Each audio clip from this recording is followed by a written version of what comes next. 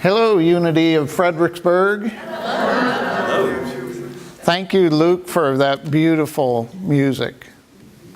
Thank you, Christina, for that beautiful platforming. Thank you, Melvin, for that beautiful soundboard and video and everything else you do. And thanks all of you for coming to spend some time with me today. I am grateful to the bottom of my heart that you've chosen to come here. And hopefully I can give you the value that you've been seeking. That's not my PowerPoint. There we go. All right. Well, today's topic is finding the wellspring of love. We've spent, those of you that have been here the past couple of times I've talked, the first one was looking for love, and we discovered where we aren't going to look for love, and that's everywhere in the seen world.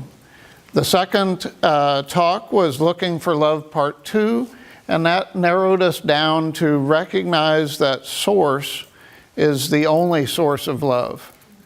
And so today I want to narrow that down even further and talk about what Charles Fillmore would call the school of practical Christianity.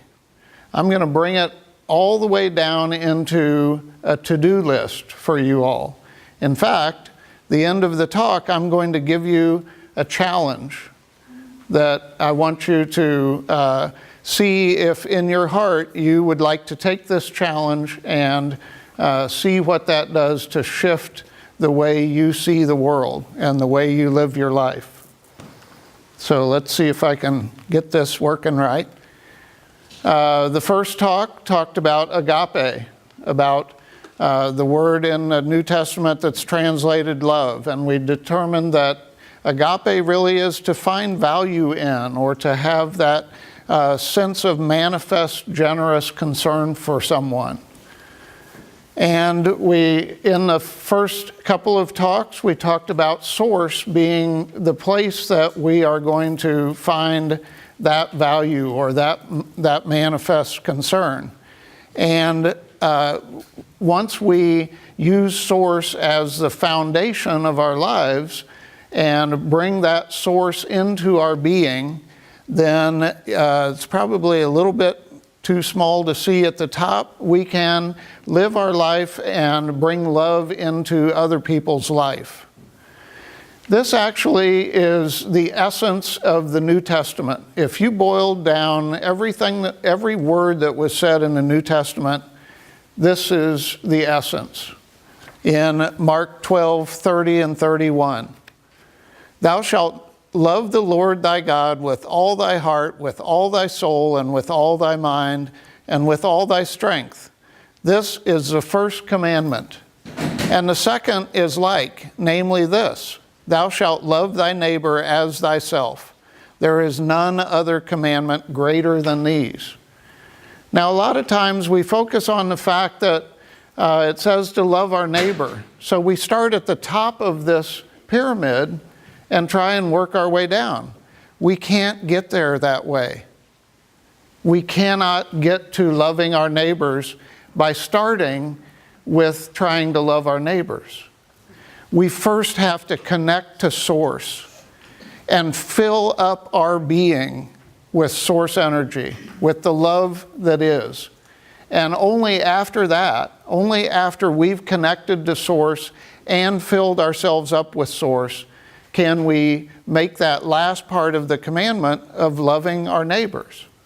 And so let's talk about the practical ways we do that. I'm going to use excerpts from a book that's pretty famous in the Unity circles. For those of you that are not active Unity members, it's called Lessons in Truth by Emily Cady. It's a great book. It's a good resource.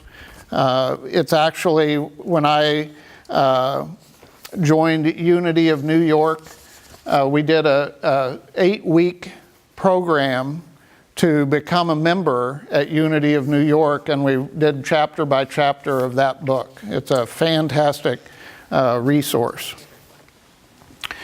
So the other thing we talked about last time was that source of agape, of that love, is comprehensive, consistent, pure, eternal, and ubiquitous. It's all around, all the time, in every place.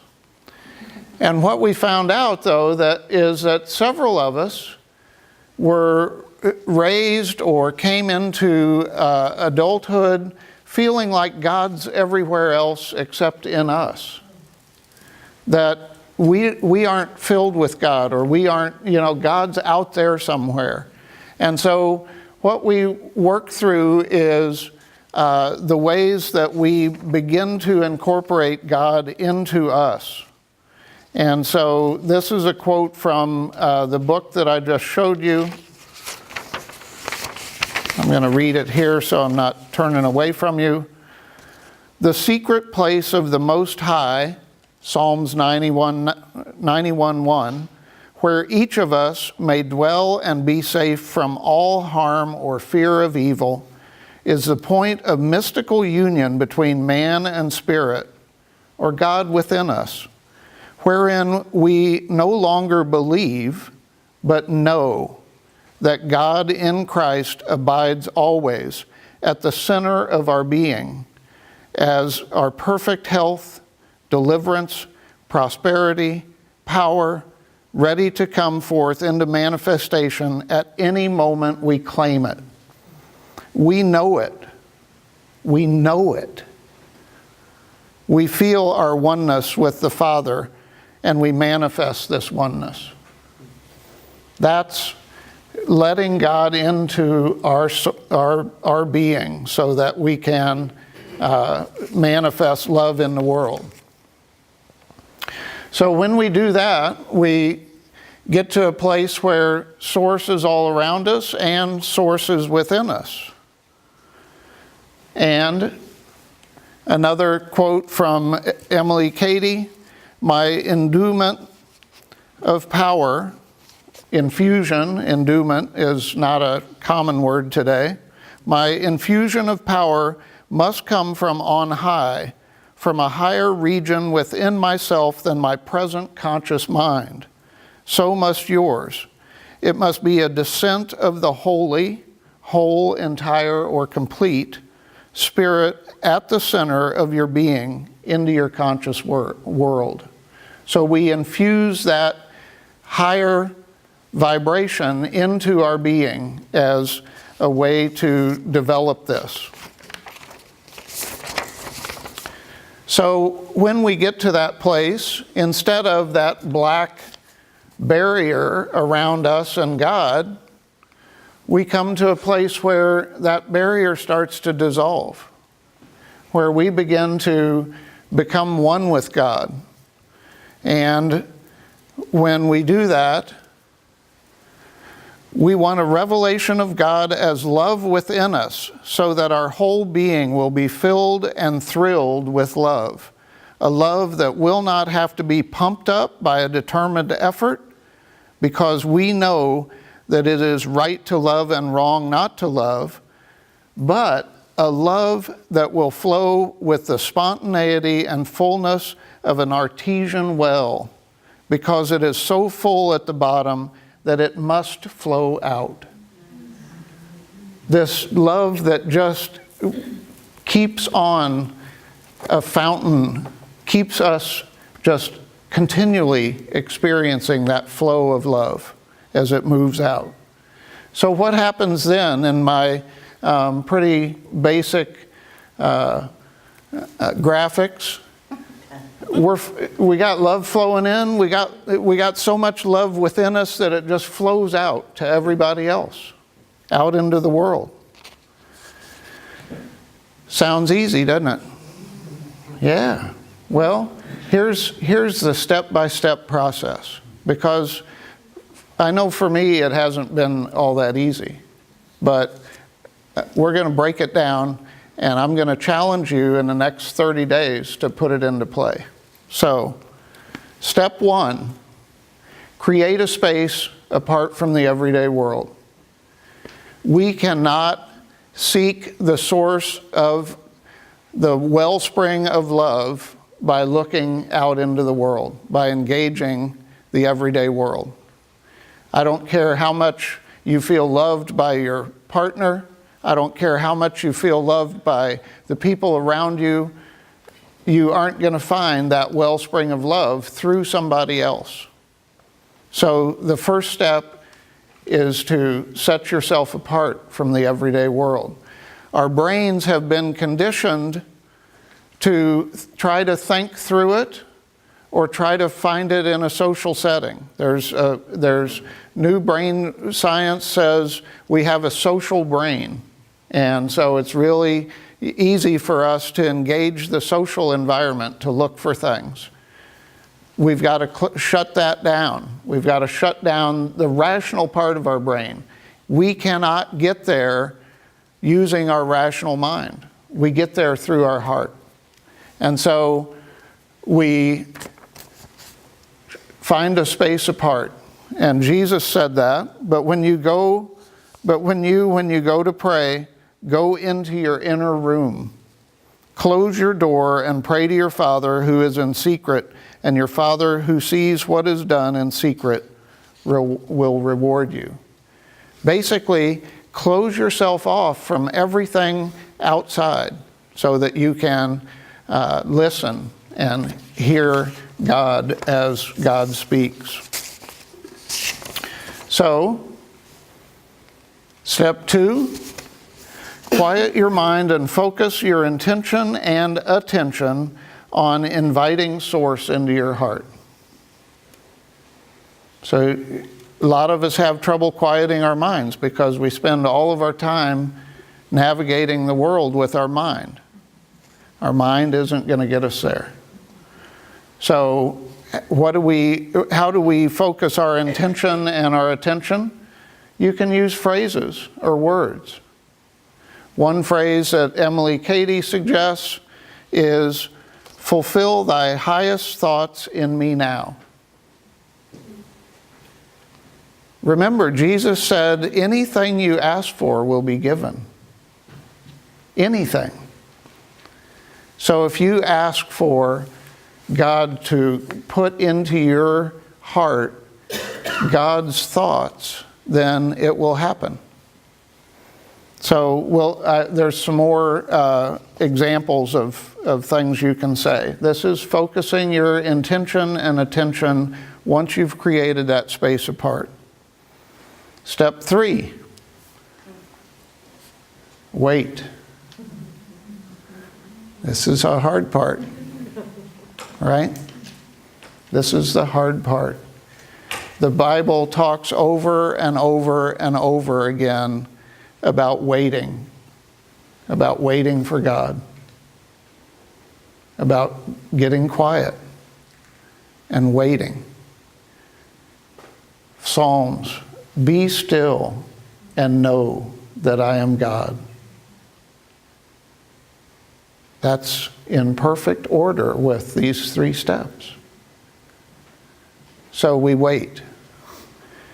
If your mind begins to climb back into your head while you're waiting for God, then think of a phrase you can use to recenter yourself. This is the same process if any of you were raised in the Catholic tradition. This is the same process as Thomas Keating developed called centering prayer. Same process. So here's some things you could say to bring your mind or bring your heart back into center to wait for God. You are now renewing me according to your highest thoughts for me. You are radiating your very self through my entire being. I love that one. I'm going to say that one again. You are radiating your very self through my entire being. That just gives me chills just to say it. Making me like yourself, for there is nothing else but you, Father, Mother, God. I thank you. I thank you. So these are ways that you can keep your focus on waiting for God, waiting for Source to fill you up. That's it. 3 steps. That's all we have to do. The hard part is the discipline to actually do it. So here's a couple alternate statements for step 2. These are other statements for focusing your intention. You abide within me. You are alive there now. You have all power. You are now the answer to all my desires. You do now radiate yourself from the center of my being to the circumference and out into the visible world as the fullness of my desire. And if you need alternatives for step 3, while you're waiting, it is being done. You are working in me. I am receiving that which I desire. That's it. It's not that difficult. The difficult part is to set our intention and follow through. So I've got a few suggestions of practice. Those alternatives, by the way, are also in Emily Cady's book. So those were directly from her.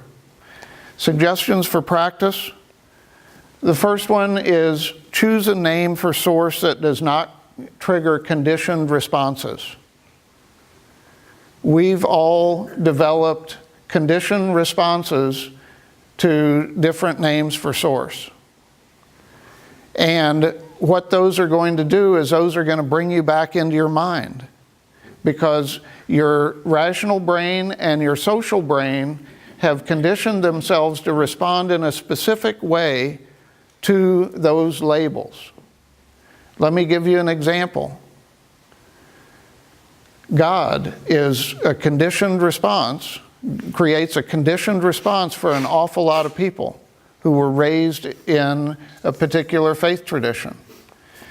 If you were raised in the Christian faith tradition and you pick the name God as the source that you're going to wait for, then your mind will try to keep starting into your heart saying, oh, God is the God that I grew up with, that, that I was baptized into, or that, et cetera, et cetera, et cetera. Your mind has all of these experiences of that term that you were conditioned when you were young. So anything that is responsive, it may be positive responsive or negative responsive, is going to put you back into your mind. Father is a particular trigger, negative trigger for a lot of women, because they've been conditioned in our society that they're somehow something less than the male side. And so father gives them some sense of being in a hierarchy. So don't use that term. You find something that is non-reactive to you.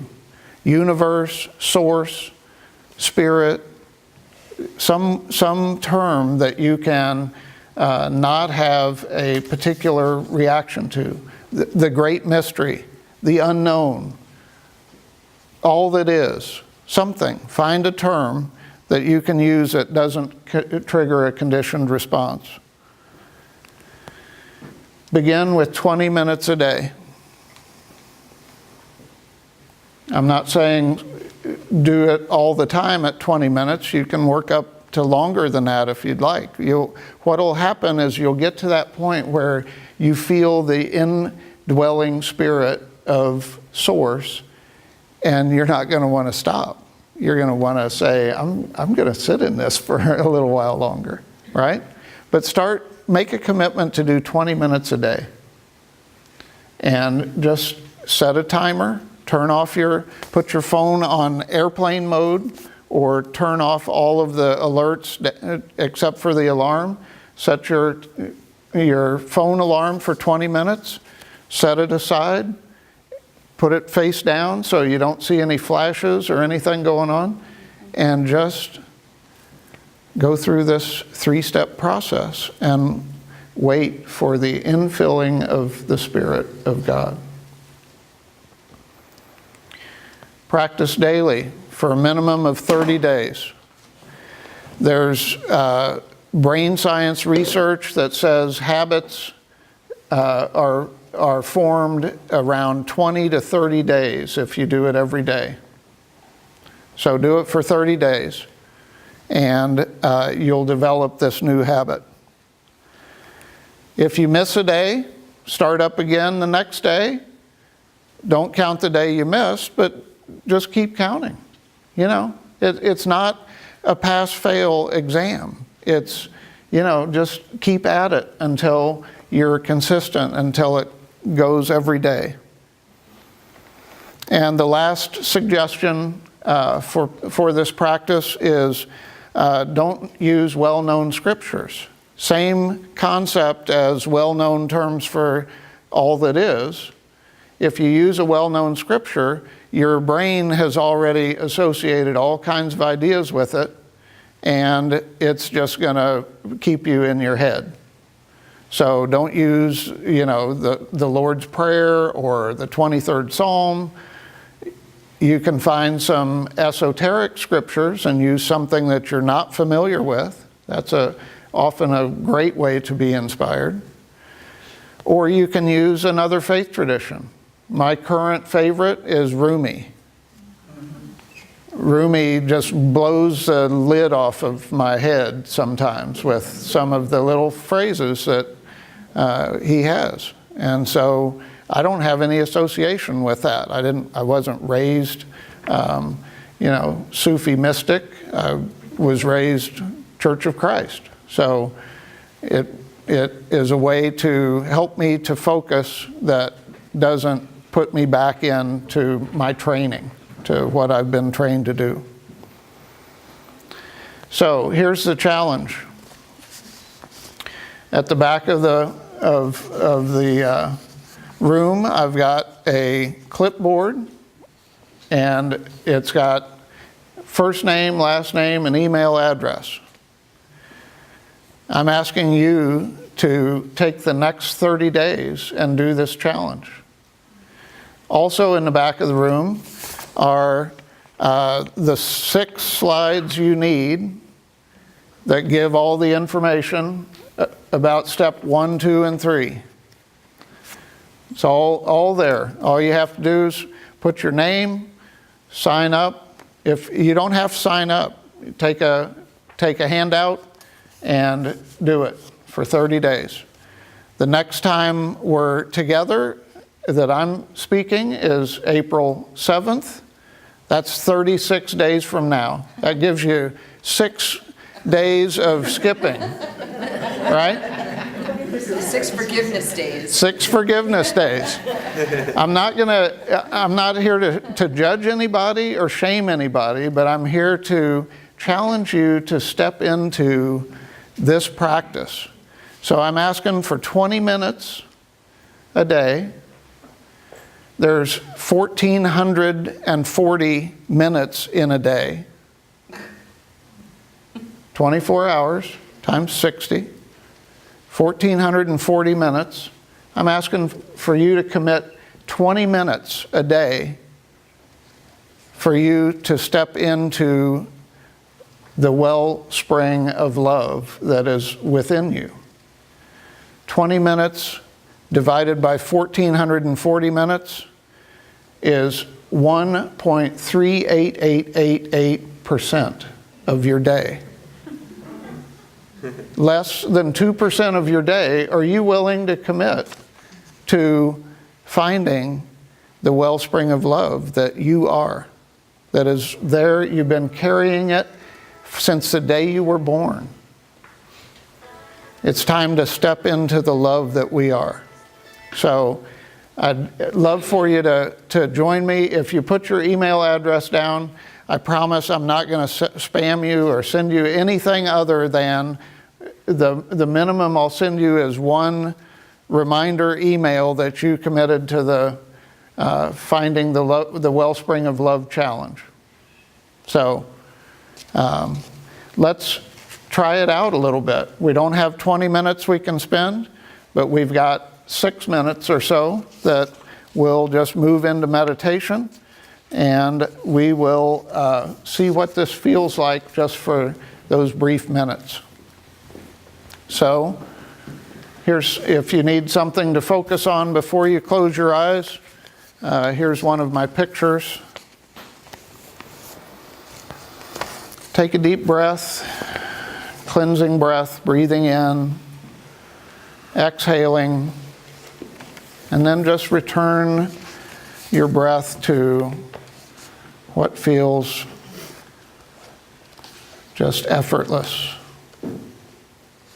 I'd invite you to close your eyes or soften your gaze.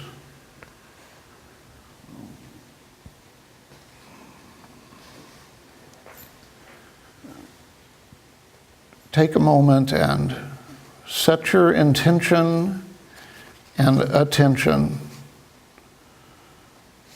on this phrase: fulfill thy highest thoughts in me now.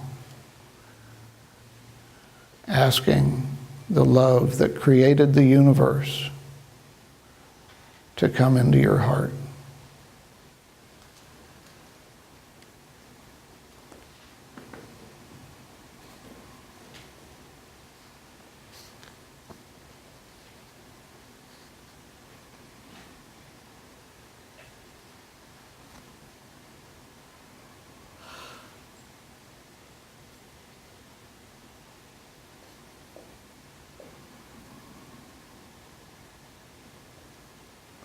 Fulfill thy highest thoughts in me now.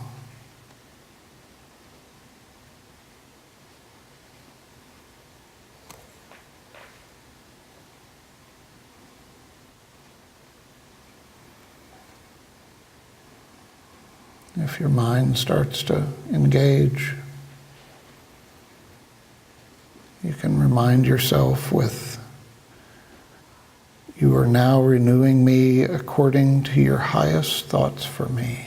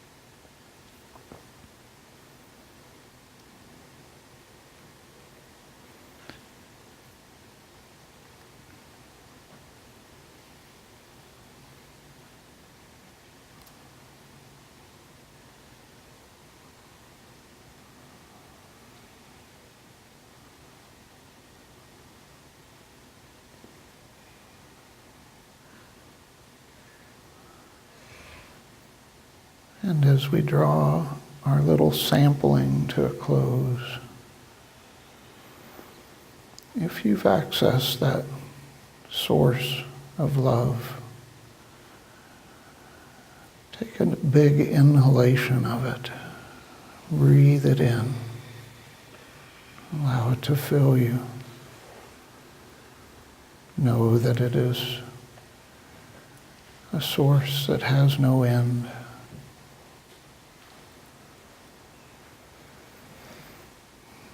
Bring your awareness back to the room. Re-engage your senses. Sense of hearing, sense of smell, sense of touch, sense of taste, and finally, sense of sight. Opening your eyes and seeing the world through the eyes of love.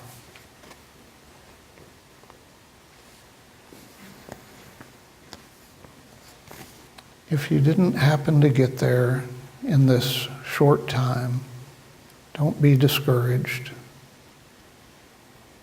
Know that this is a practice.